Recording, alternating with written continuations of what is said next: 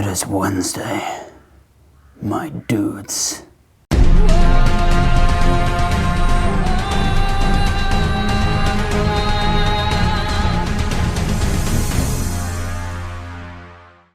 Hello and welcome back to Rugby this evening. It is Wednesday and that can only mean one thing, that this table's wobbly. No, I mean yeah, but also this is the first midweek knockout stage episode. The pool stages are over, finished, kaput, and now they're done. 2/5 of the tournament still exist, and those 8 teams will line up this weekend in 4 quarter-finals. But before we go ahead and look at them, we're going to look back over the last 3 weeks of pool stage action, starting with the stats for all the teams now, including those who got through to the quarter-finals. Japan's Matsushima and Josh Adams of Wales have got 5 tries each. They'll be looking to add to that this weekend in the quarter-finals. And with 4 tries, Julian Montoya, the Argentine hooker, and also another Japanese winger, Kenki Fukuoka. They've both got 4. Japan, very heavy with the tries from the wingers then. I hope they don't get any injuries to those two. Let's look at tackles now. TJ Ioane has got 67 tackles. That's head and shoulders over the next challenger, Peter Lapuschagne of Japan, with 56, and Johnny Gray, the second row from Scotland, who got eliminated, has only got 55. Those are the top 3 tacklers, all coming from Pool A. So read into that what you will. Is it interesting? Possibly. What about clean breaks? Josh Adams is back. He was at the top of the try-scoring charts. He's now at the top of the clean break chart with 13. Matsushima and Warren Gallant of Japan and South Africa have 11. They may well be playing opposite each other on Sunday. So that's exciting. And Geordie Barrett as well of New Zealand has 10. Gallant and Barrett, of course, had some pretty easy games against Namibia and Canada, which may have skewed those numbers in their favour. Still a fine achievement nonetheless. And finally, onto the points scored. Yutamura of Japan has scored 48 points. He's way ahead of everyone else. He's been kicking at 70%, which isn't too great, but not bad for a World Cup. A beautiful man's next, Felipe Berchesi. He has 30 points. He's been kicking at 86%, which is very impressive, actually. 86%, really great. 30 points. Good job for him. He deserves to be in that eliminated 15. He deserves to be in every 15. I'm going to stop talking about Felipe Berchesi now. Elton Jantjies of South Africa, 28 points at 74%. He's been playing in some of the easier games, Namibia, Canada, those kind of games for South Africa. Johnny Sexton and Geordie Barrett both have 26 points. Sexton kicking at 80, Geordie Barrett kicking at 73%. They won't probably be playing against each other on Saturday, although Barrett may have brought himself away into the team after strong performances against the weaker nations. And finally, Adam Hastings with that huge performance against Russia. He's got 26 points, all from that game. He kicked at 89%. It was a good game for him, very good game. But not as good as Felipe Berchesi. I knew I said I wouldn't mention him again, but I just can't help it. Have a large spread of him on this, not like that, but just on the screen. There we are. So, of course, the day where no rugby is played is the day where we speak most about rugby, obviously. We're going to continue now and go past the players onto the teams and have a quick look at some stats in the form of interesting alternative pools.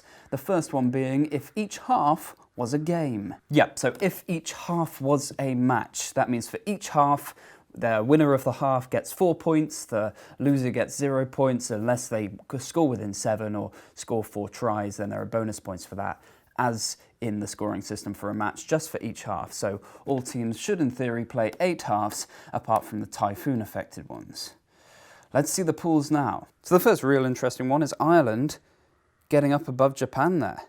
Japan lost 2 halves, one against Ireland and the second half against Scotland last Sunday. Russia also won a half against Samoa, so that's good for them. However, Samoa took 3 bonus points in total, so they finish ahead of the Russians. Pool B was crippled by typhoon. South Africa, the only team to have played a full 8 halves, they finished top. They did actually win the second half against New Zealand, but New Zealand obviously didn't have a chance, having to take 2 draws off the game against Italy. Exactly the same setup as happened in Pool C, although France and Argentina are a little closer since their game really was one of 2 halves. Argentina lost a full 4 halves though. 2 against England, the first half against France and the second against Tonga. 0 Hurricanes for Pool D. Surprisingly, Georgia drew their second half against Wales in the opening game. Uruguay only 1 win the first half against Fiji, but the order of the teams is as it is in reality. What if tries were like goals in football? Yes, what if tries were like goals in football? Let's see it now. We'll score it like they score the World Cup. 3 points for a win, 1 point for a draw, and no bonus points. Let's have a look. Ireland would have won all games if it was on tries alone, but no real surprises other than that in Pool A. Into Pool B, New Zealand win this time. Only the typhoon-affected draw against Italy ruining that one. Namibia conceded the most tries of everyone with 27, while South Africa have scored the most tries of everyone in the pool stage, also with 27. New Zealand have conceded the least, just 1 try in the entire pool stage. Pool C, England, only 2 tries conceded. Argentina, meanwhile, would have drawn with France and got through on this system, after Tonga outscored the French as well. France finishing in 4th place there. Not the most prolific try scorers, and you'd have thought if they'd have played that typhoon game against England, it would have been even worse. And finally, Pool D, a very well-ordered pool, 4-3-2-1-0. Australia outscoring Wales in that entertaining game on the second Sunday. Typhoon there, just being a typical typhoon and ruining my stats again. Starting to get really annoyed with this. And World Rugby is still claiming that every team played 4 games as well. I mean, what's that going to do to the stats? Nothing happened in those games. I mean, let's move on to the next one. And kicked goals like in the 1800s. So, of course, in the 1800s, the score was decided by how many goals were kicked. So tries didn't count for anything. They just gave the team a chance to try to kick a goal. So let's see now, if this was in the 1800s, how the pools would look. No change at the top of Pool A. But Russia storming in to beat Samoa 3-2. That down to a Kushnarev drop goal, and Tusipisi missing 3 of his conversions. The results in Pool B would be exactly as they were in 2019. South Africa kicking the most goals with 23. Similar story in Pool C. England on top, conceding the least goals with only 4. And then in Pool D, almost the same. Fiji would have got themselves a draw against Australia, with 4 goals each, and Uruguay would have had a better goal difference than Georgia, thanks to the kicking of Felipe Berchesi. Now then, time to preview some quarterfinals. We've got 4 games coming up, 2 on Saturday, 2 on Sunday. And we've got 3 statistics we're going to look at in particular to help us predict the winners. Now then, first up, the pool winners. 73% of pool winners have gone on to win their quarterfinal. That's a pretty good record. Secondly, which team has had the better win percentage over the past 4 years? That is, since the last World Cup, which team has had the better win percentage? That has had a 78% success record in the quarterfinals since 1987, which is a pretty great record, and it's not even taking into account anomalies such as weaker teams playing weaker fixture lists leading up to the World Cup and thus having a stronger win percentage. So that's a good pointer at who's going to win. And thirdly, which teams won the last game between the sides? That's given us 70% win record in the quarterfinals. So we'll look at those 3 and see how each match is shaping up with those in mind. So, firstly, on Saturday, 8:15 a.m. in Britain, 8:15 p.m. in New Zealand, it's England versus Australia. England, of course, are the Pool C winners. They won their first 3 games against Tonga, USA and Argentina. They were cancelled against France, denying them that match, but also it's given them a 2-week break, so they should be pretty fresh. Australia, meanwhile, they were runners-up in Pool D, of course, struggled for the most part. They didn't convince against Fiji, Wales, Uruguay or Georgia, losing to Wales, of course. But Australia have a great World Cup pedigree. They've reached all 8 quarterfinals, winning 6 of them. England have only missed 1 quarterfinal last time, but they've won 4 out of 7 in total. Interestingly, Australia's only 2 quarterfinal losses, coming in 1995 and 2007, have been against England. So that's all good. Their head-to-head in the Rugby World Cup is 3-3. The last game, last November, at Twickenham, England won 37 points to 18.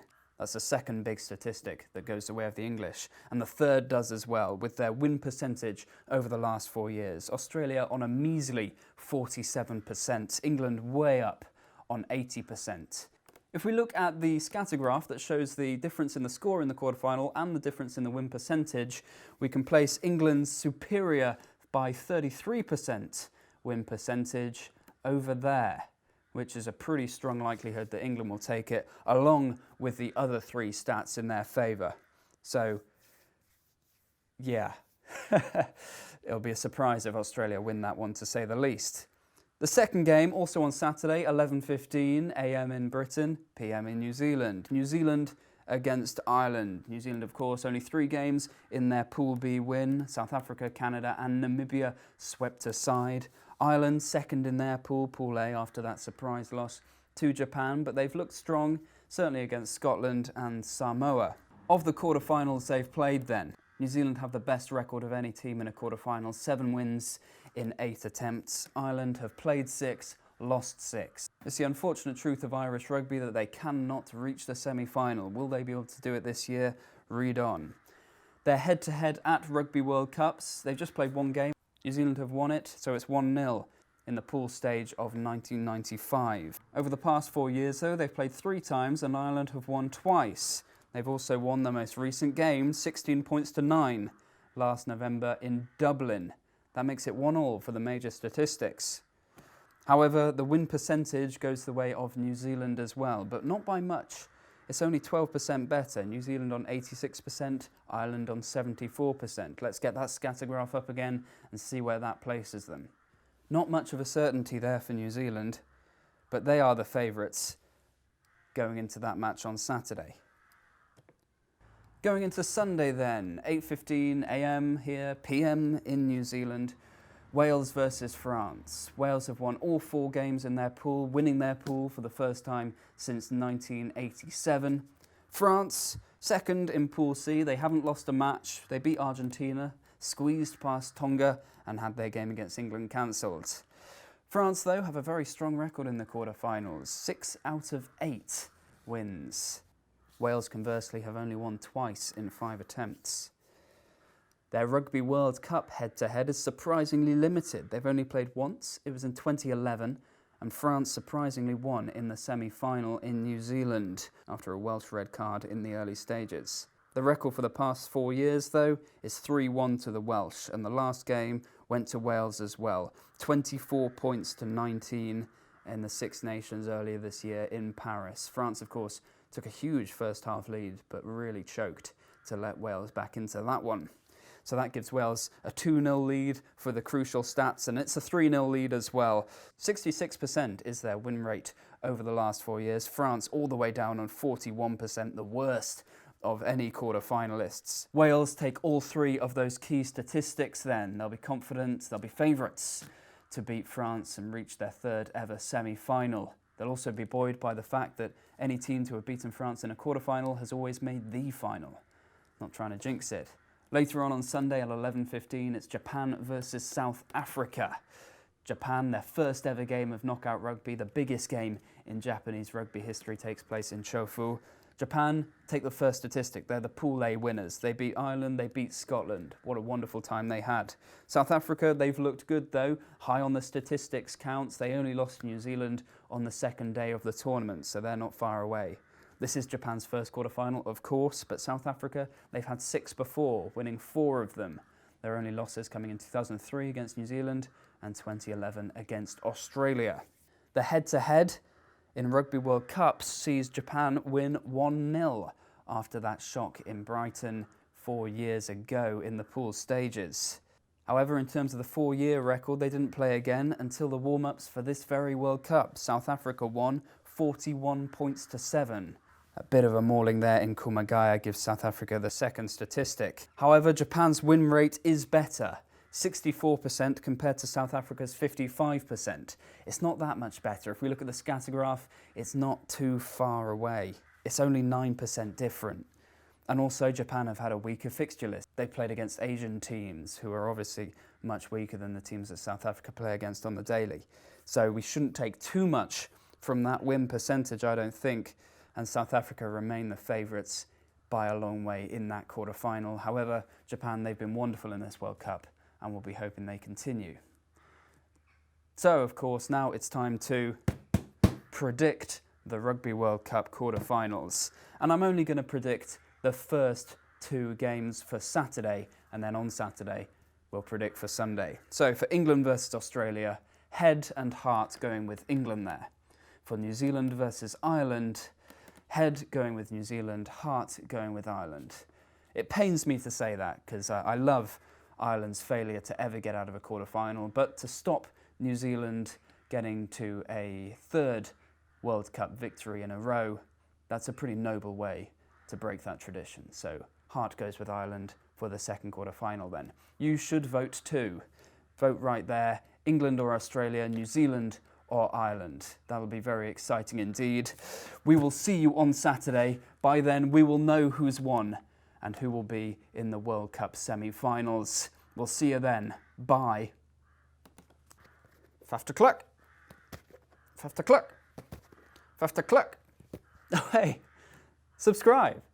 Watch more rugby this evening. Watch the latest video.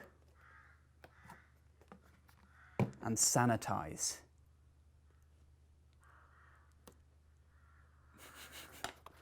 Yeah.